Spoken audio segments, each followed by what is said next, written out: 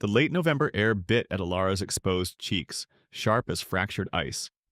It carried the metallic tang of coming snow and, fainter, the chilling, distant howls of a wolf pack. Her gaze swept the snow-laden fence line of the Montana Territory homestead, a solitary battle line against the encroaching wilderness. Each creak of frozen timber under the wind's pressure was a fresh stab of anxiety. Her late husband, Ben, had sunk these posts deep, his axe blows echoing a steady rhythm that now seemed a ghostly comfort.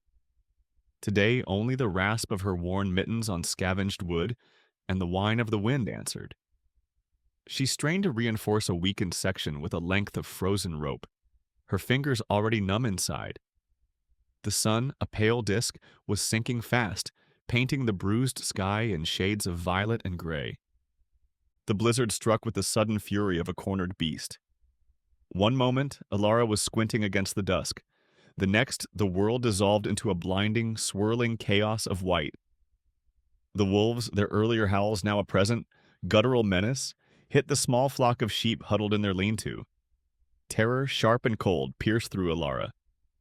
Armed with Ben's heavy muzzleloader, agonizingly slow to reload in the biting gale, and a sturdy pitchfork, Alara plunged into the white hell. The acrid stench of wet wool, fear, and fresh blood filled her nostrils. A dark shape lunged. She jabbed, felt resistance, heard a yelp. She fought, a desperate, small figure against the storm and the predators, managing to shove the terrified, bleeding sheep towards the dubious safety of the sod cabin. One massive wolf, bolder, more determined than the others, clawed at the ill-fitting cabin door, splintered wood groaning. As Alara threw her slight weight against it, a rifle cracked, sharp and clear even through the blizzard's roar. The wolf shrieked, a sound swallowed by the wind, and vanished. Through the swirling snow a figure stumbled, then fell heavily near the woodpile. It was a man, a trapper by his buckskins, and he was bleeding. A dark stain blossomed on his leg, crimson against the snow.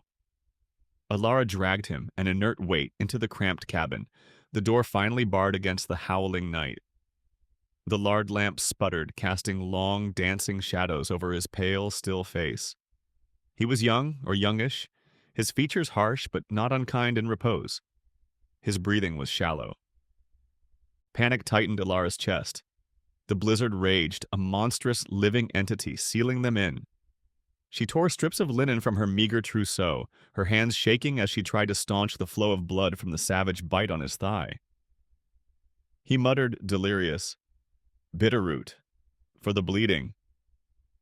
The word snagged in Alara's memory, a faint echo from a past she barely understood, a whisper from her mother's carefully guarded secrets. Desperate, her gaze fell upon the small, locked wooden chest her mother had bequeathed her, an heirloom filled with the old ways, a legacy she'd never dared to explore. Jedediah, for that was the name he'd gasped before unconsciousness claimed him, burned with fever. Infection, swift and vicious, was setting in. The blizzard showed no sign of abating, its voice a constant mournful howl against the cabin walls, each gust a reminder of their isolation. Her conventional medicines, a small tin of carbolic salve and some laudanum, felt pitifully inadequate against the festering wound. With trembling fingers, Alara forced the small, rusted lock on her mother's chest. The scent of dried herbs, sage, lavender, and others she couldn't name, mingled with the smell of old leather and time itself. Inside, nestled amongst carefully folded linens, lay a worn, leather-bound journal. Its pages filled with her mother's elegant script, detailed pressed plants, their Blackfoot names written alongside English descriptions, and intricate instructions for their use. A family secret, a hidden river of knowledge, now lay open in her hands. She scanned the entries, her heart pounding, until she found it. For deep wounds that fester and bring the burning sickness. A poultice of specific dried herbs and the inner bark of the narrow-leaf willow. Her eyes darted to the small pile of logs beside the hearth. Yes, she recognized the distinctive bark from the journal's careful drawings. She would have to forge this remedy from what little she had. Her needle, sterilized in the lamp's flame, glinted as she drew the edges of the torn flesh together, a crude suture. Jedediah didn't flinch, lost in his fever dreams. She shaved the willow bark, mixed it with crushed dried leaves from the small, labeled pouches her mother had tucked within the journal. The resulting paste, dark and pungent, was applied to the angry wound. As she worked, the scent of lard lamp smoke thick in the air. Jedediah mumbled phrases in a language she didn't understand. Yet it resonated with the unfamiliar words in the journal, a strange, unsettling harmony. After 3 relentless days, the blizzard finally sighed its last, leaving a world transformed, pristine and treacherous under a weak sun. The deep snowdrifts sculpted by the wind promised arduous travel and a continued biting cold. The wolf pack, though unseen, remained a palpable threat in the heavy silence. Jedediah, pale but lucid, his fever broken, stared at the poultice on his leg. "This," he rasped, his voice weak, "this is Blackfoot medicine, strong medicine." He explained the traditional use of the willow bark and herbs, his words confirming the journal's authenticity. He showed her how to better secure the bandage with a rawhide thong from his belt, a small, practical exchange that felt significant. Then a shadow fell across the doorway. Mr. Silas Blackwood, a land speculator from the settlement of Redemption, sat astride a tall horse, his expensive wool coat a stark contrast to their own worn attire. His eyes, cold as the winter morning, took in Alara, the recovering trapper, the meager cabin. "Checking on settlers after the storm, ma'am," he said, his voice smooth but carrying an undertone of steel. He made pointed inquiries about her ability to manage the claim alone, his gaze lingering on the fields Ben had cleared. "Wolves are bad this year," he added, a veiled suggestion. "This land needs a strong hand." Later, as Jedediah slowly regained some strength, he examined the ground where he'd fallen. Half hidden in the snow, he found a small, carved wooden wolf, its craftsmanship distinct. "Not ours," he said, his brow furrowed. "This is the mark of the dog soldiers, outcasts. Sometimes they work for men who don't like to get their own hands dirty." The implication hung heavy in the cold air. The deep snow turned Alara's familiar acres into an alien landscape.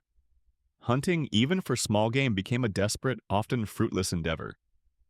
The wolves, their howls a nightly chorus, seemed to draw closer, their hunger a mirror of her own gnawing fear.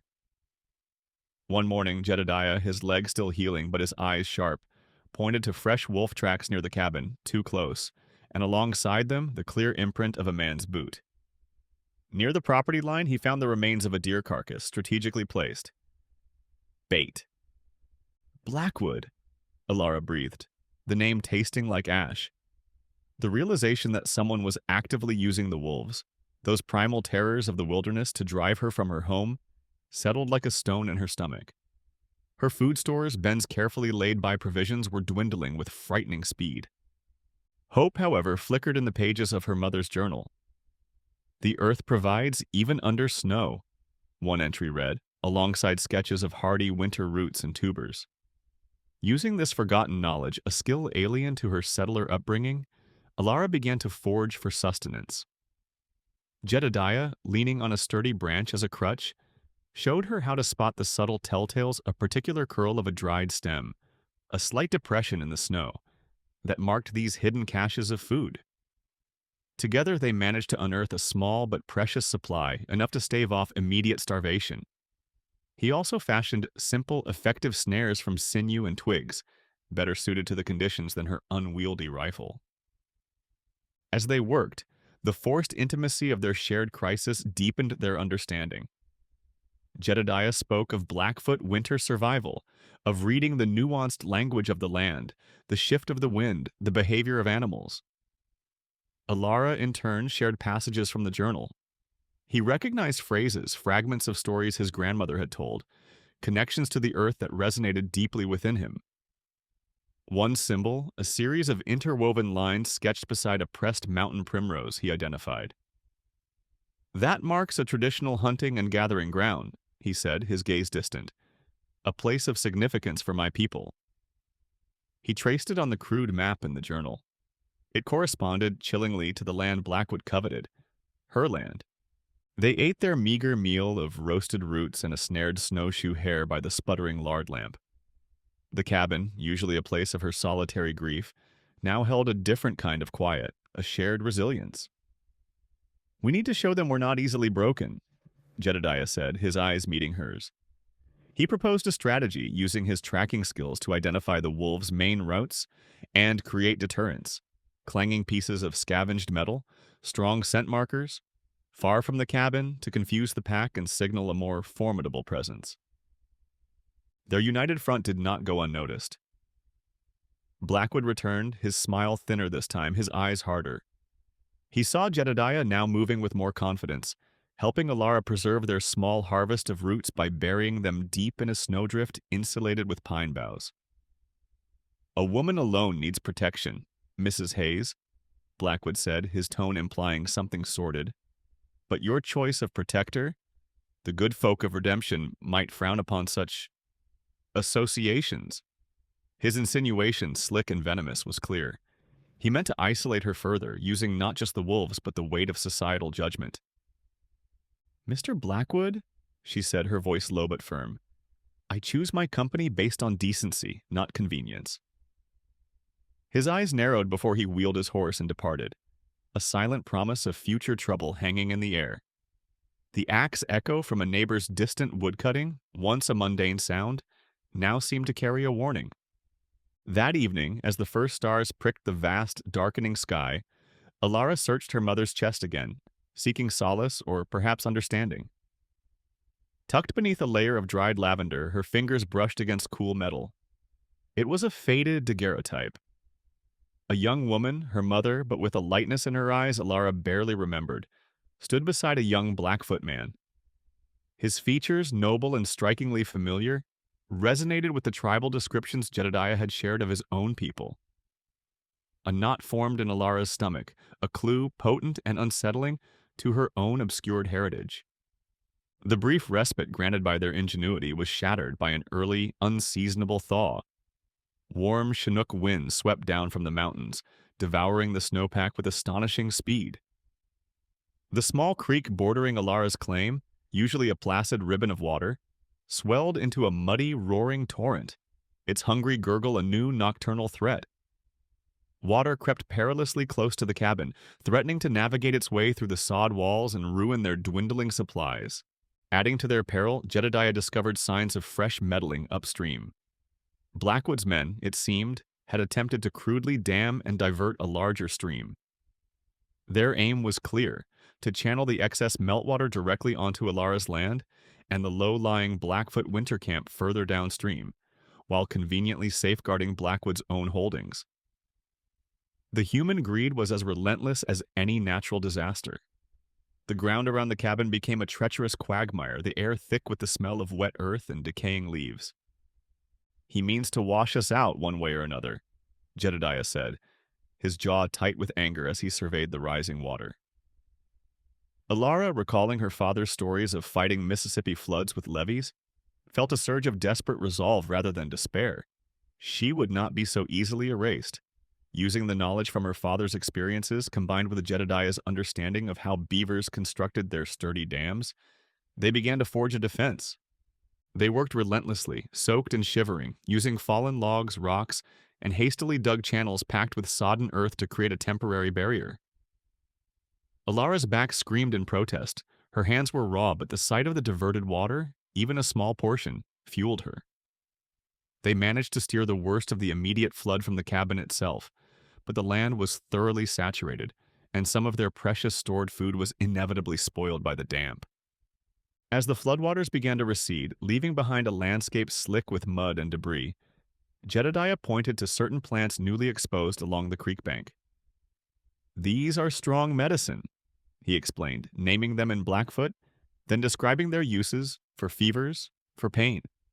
Alara listened intently, recognizing some from her mother's journal, the two streams of knowledge, one indigenous, one passed down through her own blood, beginning to merge. The shared hardship of fighting the flood, the mud clinging to them both like a second skin, forged a deeper reliance. Jedediah spoke of his own family's displacement by encroaching settlers, his voice low, the pain a raw, unhealed wound. Emboldened, Alara confided in him about the daguerreotype, her suspicions about her mother's hidden life, her own nascent connection to his people. The immediate danger from the water had passed, but the vulnerability remained. Blackwood's diversion is not just malicious, it's illegal, Jedediah declared, his eyes glinting. Even territorial law has rules about water rights. He knew of a deputy in Redemption, a man named Fisk, rumored to be fair-minded and, more importantly, no friend to Silas Blackwood. It was a long, perilous journey through the muddy, half-frozen territory, but Jedediah was determined. You preserve what you can here, he told Alara. I'll ride to Redemption. It's time the law heard our side. His departure left Alara with a profound sense of unease. The cabin, already small, felt hollow, amplifying the silence of the surrounding wilderness. Every snap of a twig, every rustle in the undergrowth, sounded like Blackwood's approach. She diligently worked to salvage what supplies she could from the flood's damp aftermath, meticulously drying grains near the fire, checking smoked meats for any sign of spoilage. The need to preserve every edible scrap was paramount. Days were spent reinforcing the sod walls where the water had weakened them, her muscles aching with the unaccustomed labor, her mind racing with anxieties. She often found herself gazing at the distinctive outcrop of lichen-covered rocks her mother had sketched with such precision in the journal. It was near there, while desperately searching for any overlooked dry tinder after the flood, that her fingers had closed around something soft and yielding, half buried in the churned mud. It was an old, intricately beaded Blackfoot pouch. Its buckskin was stiff with age and moisture. Its vibrant glass beads, once perhaps sky blue, berry red, and sun yellow, now muted by time and earth. Yet their patterns were still discernible, speaking of skilled hands and a lifelong past. She cleaned it as best she could, the touch of it sending a strange shiver through her. This was no mere trinket. It felt like a key, a tangible link to the woman in the daguerreotype, to the secrets in the journal, to this very land that seemed to hold her family's forgotten stories within its soil. It was a heavy secret to hold alone. The beaded pouch lay heavy in Alara's palm, a silent testament. Each night, after barring the door and ensuring the fire was banked, she would examine it by the weak light of the lard lamp. The intricate patterns seemed to shift and whisper in the flickering shadows, connecting her to the faint image in the daguerreotype and the strange, knowing words in her mother's journal. Jedediah's absence stretched, each day a fresh layer of anxiety. She prayed for his safety on the treacherous trails to redemption, and for the integrity of the man, Deputy Fisk, upon whom so much now depended. Just as a sliver of hope began to feel like a fool's errand, a sudden, vicious cold snap followed the thaw.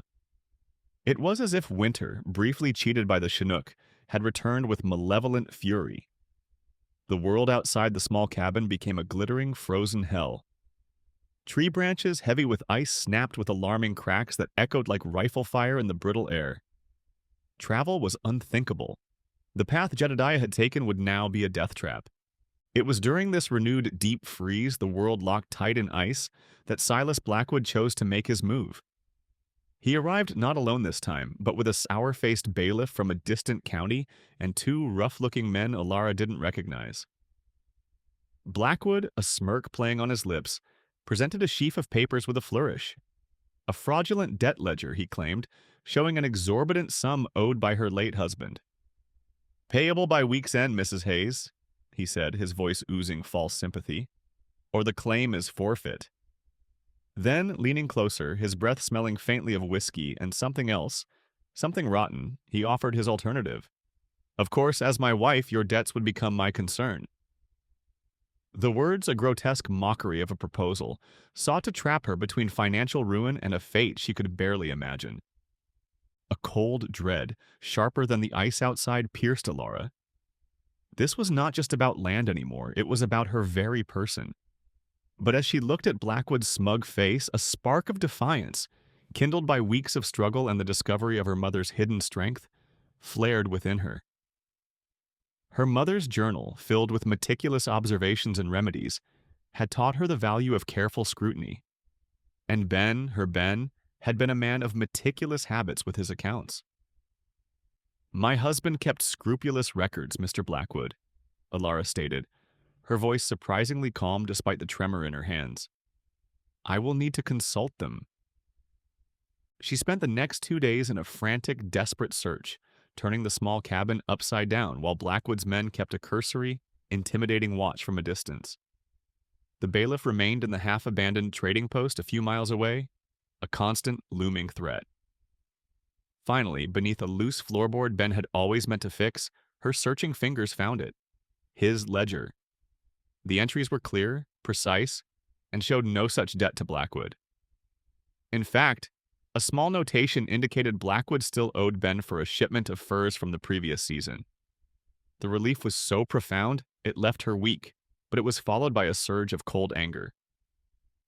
Just as the deadline Blackwood had imposed drew near, with the ice storm showing its first signs of breaking, two figures appeared on the frozen track leading to her cabin. One was Jedediah, weary but resolute. The other was an older Blackfoot man, his face a mask of dignity and deep-etched lines, his presence radiating a quiet authority.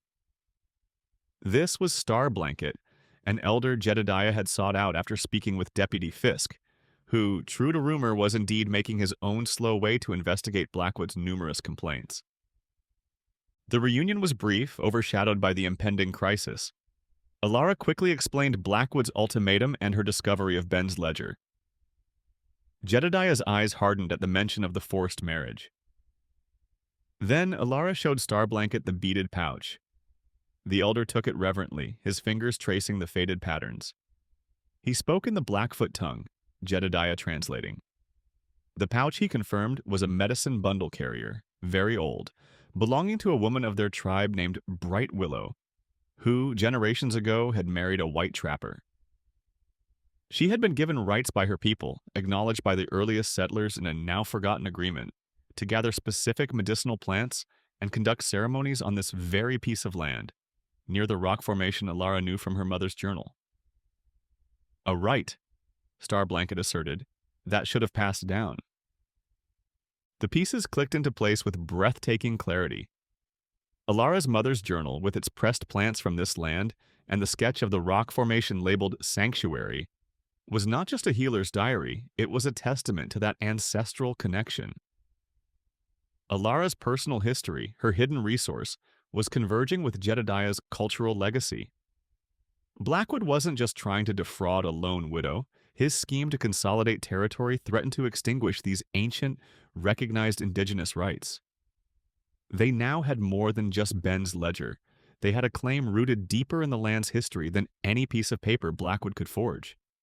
Armed with this new understanding and the combined evidence of Ben's ledger, the journal, the pouch, and Starblanket's impending testimony, a plan began to form. They would not just defend Alara's claim, they would expose Blackwood's corruption and fight for the recognition of the Blackfoot's rights. As they prepared, awaiting Deputy Fisk and the inevitable confrontation, Jedediah pressed a small, smoothly carved piece of antler into Alara's hand. "A protective token," he said softly, his gaze meeting hers. "My mother gave me one. It means one who walks in two worlds yet stands strong in their own path." "Like you, Alara." The small carving felt warm, a symbol of their intertwined fates and the fight to come. Deputy Fisk arrived the next morning, a man as gray and weathered as the winter landscape, his eyes shrewd and tired. Blackwood was already there, oozing false bonhomie, his hired men lurking near the tree line. The cabin felt small and taut with tension. Blackwood presented his fraudulent debt claim with practiced ease. Fisk listened, his expression unreadable. When Starblanket, with Jedediah translating, began to speak of ancestral rights and old agreements, the deputy initially seemed dismissive, the cultural barrier a palpable wall. Then Alara, her voice clear and steady despite the pounding of her heart, presented her husband's ledger. She pointed to the entries, the lack of any debt to Blackwood, the note of Blackwood's own outstanding payment. The speculator's face began to lose its composure. Jedediah then carefully explained the significance of the beaded pouch, the map in Alara's mother's journal, and Starblanket's testimony, connecting Alara's lineage directly to the land and the Blackfoot's historical claim for gathering. Blackwood blustered, resorting to slander, questioning Alara's virtue and accusing Jedediah of manipulating her, trying to play on settler prejudices. But his desperation was showing. The turning point came when another homesteader, a quiet man whose own small claim bordered Blackwood's ambitions, stepped forward. Emboldened by Alara's stand, he recounted his own tale of Blackwood's extortionate demands and threats. The weight of evidence became undeniable. Fisk, a man who valued order, however rough, began to see the pattern of Blackwood's systematic fraud. The attempted stream diversion, now framed by Blackwood's other deceptions, took on a more sinister light. It became clear that Blackwood's aim was not just Alara's small homestead, but a much larger territory at the expense of settlers and the displacement of the Blackfoot from their traditional areas. The deputy, facing the potential for widespread conflict and blatant illegality, finally declared he would escort Blackwood and the key witnesses back to Redemption for a formal inquiry by the territorial magistrate. Blackwood's reign of intimidation was, for now, broken. In the quiet aftermath, with Blackwood removed and the immediate threat lifted, a new question settled over Alara's claim. Deputy Fisk, before departing, had acknowledged Ben's ledger cleared Alara of debt, but the matter of the Blackfoot access remained a gray area in his eyes, resting on old stories. The land was legally Alara's by settler law. Starblanket and Jedediah awaited her decision with quiet dignity. That evening, Alara sat with them. She looked at her mother's journal, at the pouch, at Jedediah's strong, supportive presence. She had fought for this land as her own, but she now understood it was never solely hers to claim. She made her choice. She would formally draft an agreement, witnessed by Jedediah and acknowledged by Starblanket, recognizing the Blackfoot's right to sustainably gather medicinal plants and conduct ceremonies on the portion of her property identified in her mother's journal, the sanctuary. It was an irreversible decision, a step beyond what law required, a true threshold crossed, demonstrating a respect for indigenous boundaries born from her own rediscovered heritage. The spring that followed was one of cautious rebuilding for Alara and for the tentative peace she had helped forge. With Blackwood's influence curtailed, though not entirely extinguished from the territory, a fragile sense of community began to emerge between some settlers and the local Blackfoot. Alara and Jedediah, their partnership now an unspoken truth, became a bridge between these worlds. They shared knowledge. Alara's inherited agricultural sense combined with the Blackfoot understanding of native edibles and sustainable hunting. They worked together, showing others how to preserve the season's bounty through blended techniques. Their cabin, too small for their expanding lives and the hospitality they now frequently offered, was slowly enlarged, timber by timber, a testament to their shared future. Jedediah taught Alara more of the Blackfoot language, and she shared with him the stories from her mother's journal, now understanding them more fully. Their love, born in the crucible of a brutal winter and a fight for survival, deepened into a partnership of equals, rooted in mutual respect and a shared vision for the land. Years passed. The Montana Territory moved toward statehood, bringing new laws, new people, new challenges. But on the land once claimed by a lone widow, a unique legacy endured. Alara and Jedediah's children, and then their grandchildren, grew up walking in two worlds, as Jedediah had foretold. They learned to plant corn and squash alongside foraging for wild berries and camas roots. They could suture a wound using knowledge from both a doctor's bag and a medicine man's pouch. The axe echo of clearing land for careful farming mingled with the sound of drums during seasonal ceremonies at the sanctuary, which remained a respected, protected place. Alara's mother's journal, the beaded pouch, and Jedediah's antler carving became treasured family artifacts, their stories retold, their significance woven into the fabric of each new generation. The agreement Alara had forged, once a radical act, became a quiet testament to the possibility of coexistence.